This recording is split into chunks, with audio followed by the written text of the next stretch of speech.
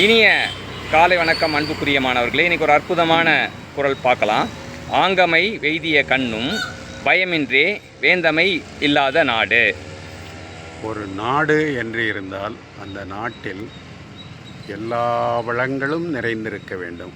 ஆறுகள், குளங்கள், ஏரிகள், மலைகள், இந்த மாதிரி இயற்கையான அரண்கள் எல்லாமே நிறைந்து இருக்கிறது. அப்பொழுது அந்த நாட்டில் வாழுகின்ற மக்கள் எந்த விதமான கவலையும் இல்லாமல் இருப்பார்கள், நல்ல பண்புடையவர்களாக இருப்பார்கள்.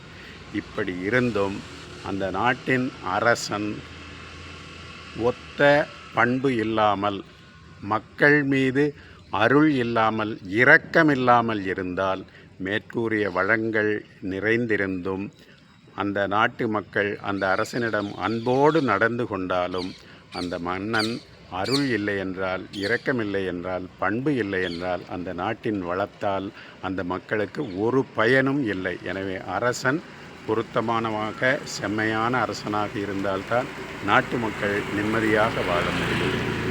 இல்லை என்றால் இறைவன் கொடுத்த இயற்கை வளங்களையும் பயன்படுத்த முடியாமல் என்றும் மிகுந்த துன்பத்திற்கு உள்ளாவார்கள். எனவே எல்லா நாடுகளிலும் அரசர்கள் மிகவும் பண்புள்ளவர்களாக, இரக்கமுள்ளவர்களாக, மக்களை காப்பாற்றும் தன்மையுடையவர்களாக நாட்டை ஆள வேண்டும் என்று வாழ்த்தி வணங்குகின்றோம்.